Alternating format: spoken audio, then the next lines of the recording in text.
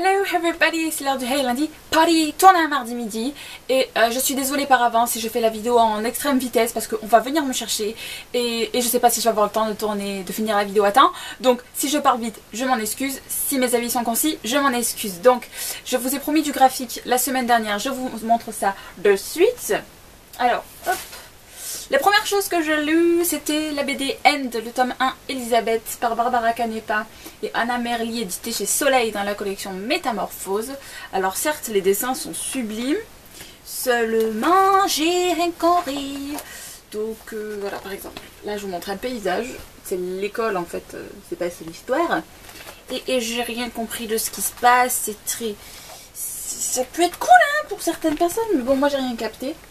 C'est assez énigmatique, c'est très sombre, c'est un univers gothique on va dire. Et vu que j'ai rien compris, ben, ça me donne pas envie de lire la suite. Mais je sais que cette BD a de super avis, donc je vous conseille sincèrement si ça peut vous tenter. Peut-être que je dirais le 2 parce que ça répondra à mes questions et qu'en fait le tome 1 est juste une mise en bouche. Mais vu qu'il n'est pas encore sorti, je peux pas vous dire. Mais donc voilà, je sais pas trop ce que je vais faire avec la suite. Donc à vous de voir s'il vous plaît ou pas, à vous de tenter l'expérience. Après, je me suis fait un manga tout chouchou doudou, trop beau. Donc qui s'appelle Un amour de bento par Nao Kodaka. Et les recettes dedans sont de Shiori, édité chez Pika je crois. Oui c'est ça. Donc voilà, c'est un manga que j'ai trouvé trop chou. Excusez-moi, ça mélange nourriture, histoire d'amour et des dessins kawaii. Comment vous voulez que je ne prenne pas? C'est trop chou. En fait... Regardez-moi l'héroïne, elle est trop belle. En fait, c'est l'histoire d'une jeune fille qui adore manger et en fait, dans chaque chapitre, elle va essayer de faire un bento pour aider une fille à se déclarer et aller avec l'homme qu'elle aime. Et je trouve ça trop chou! Donc voilà, j'ai adoré. Je sais qu'il y a 3 tomes, c'est une série finie, seulement les 2 autres tomes sont très loin de ma bibliothèque. Donc j'espère que je vais avoir la possibilité de l'emprunter, mais j'ai adoré, c'est trop chou. Voilà, et ensuite... Le plus gros de la semaine, je me suis fait les tomes 1 à 9 de la série Prince Eleven, la double vie de Midori par Go Ikeyamada, édité chez Kurokawa. Et je vous ai pris la couverture que je trouve trop belle d'un de nos 3 personnages principaux qui me fait énormément penser à Suzaku dans Code Geass et je le trouve trop beau, voilà. Mais bon, bref. Que je vous parle un peu de l'histoire, c'est une jeune fille donc qui s'appelle Midori, qui vit sur une île paumée dans l'archipel du Japon et qui comment dire, adore le football parce qu'elle était amoureuse d'un gars avec qui elle faisait du foot quand elle était petite, pendant l'été et tout. Et en fait, plusieurs années après, elle va se rendre compte que et en fait, elle avait envie de jouer avec lui. Et plusieurs années après, elle va se rendre compte que son idole, celui qui lui a appris le foot, c'est devenu un connard fini. Il va lui faire une crasse et en fait, elle va décider de se venger. Et pour ça, elle va se travestir en garçon, aller dans un pensionnat de garçons et se mettre dans l'équipe de foot de l'école et essayer de remporter le championnat et donc de battre son rival qui lui a appris le foot. Sauf que c'est un shoujo, donc histoire d'amour au milieu et tout. Et j'ai kiffé, c'est débile mais en même temps vous vous amusez bien. Voilà, là c'est une fille, c'est notre personnage principal, Midori. Et là c'est le connard qu'elle doit battre. Et donc là, ben, c'est le deuxième gars du triangle amoureux, c'est son meilleur ami, que je trouve trop beau. Voilà, donc j'ai beaucoup aimé, en 2 jours je me suis fait les 9 tomes, et je suis fanée parce que c'est une série finie en 10 tomes, mais ma bibliothèque a perdu le dernier. Je suis ravie, que voulez-vous que je vous dise. Donc voilà, j'aime beaucoup cette mangaka de toute façon, j'en avais lu d'autres. En anglais il y a plusieurs années, celle-là aussi, c'est une relecture, et je vous conseille sincèrement le travail de cette mangaka si vous ne connaissez pas encore. Voilà. Et puis c'est tout, hein, parce que ça fait quand même 10 mangas, une BD, faut pas trop m'en demander. Donc on va reprendre au fil des lectures que j'avais la semaine dernière.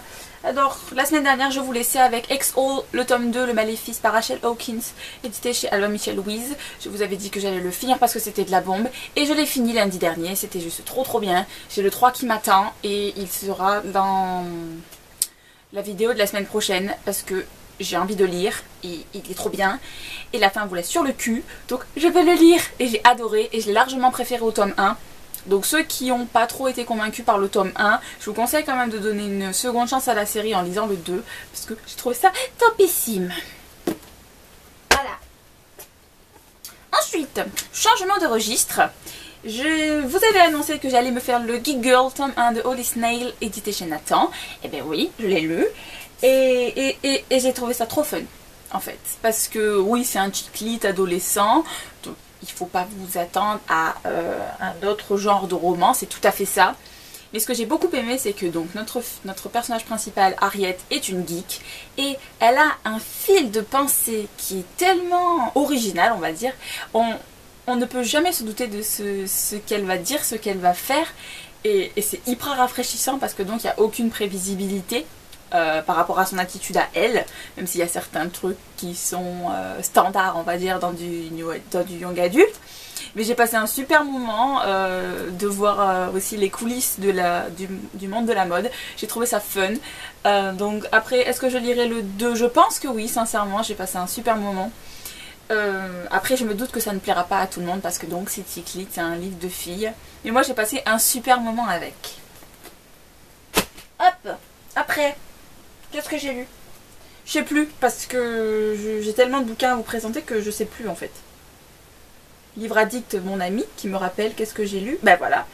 Ben en fait, après j'ai attaqué 3 lectures en cours.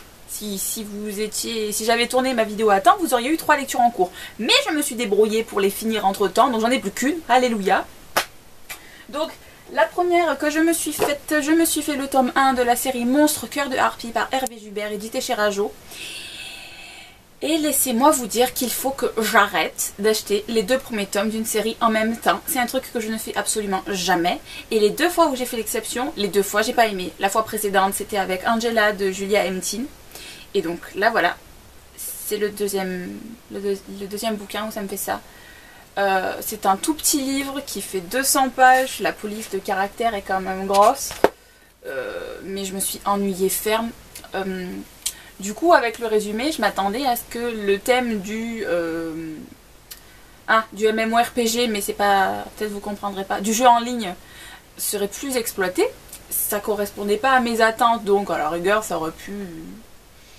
Comment dire, c'est autre chose, c'est pas grave. Mais du coup c'était lent, il y a des trucs qui étaient inutiles, ça avançait pas assez vite dans l'histoire, il y a des moments où c'était trop long au contraire. Et les choses, bon c'est jeunesse, mais les choses allaient c'était trop facile. Donc il m'a manqué un truc. L'histoire est intéressante, c'est juste que donc je n'aime pas son développement.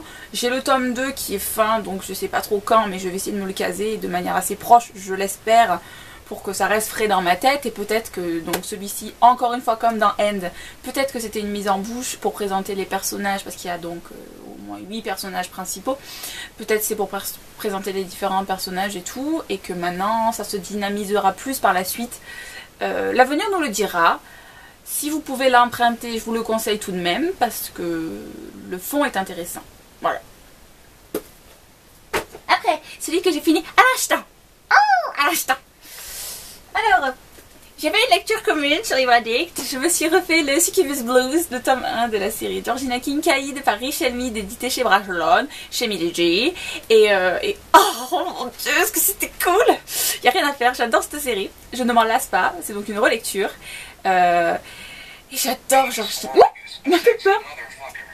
Donc je tourne vite. Donc j'adore cette série, c'est trop bien, c'est plein de créatures surnaturelles, c'est dynamique, il y a des histoires d'amour, c'est top, c'est top, c'est top. Je vous conseille sincèrement parce qu'on n'entend pas énormément parler de cette série Bitlit et je l'adore. Et je me languis de me faire le 2 en lecture commune avec mon groupe Livre Addict. Sinon, eh ben, laissez-moi vous dire que je les lirai seule dans mon coin parce que j'adore, j'adore, j'adore. Voilà. Et donc... Oh, je comprends pas trop.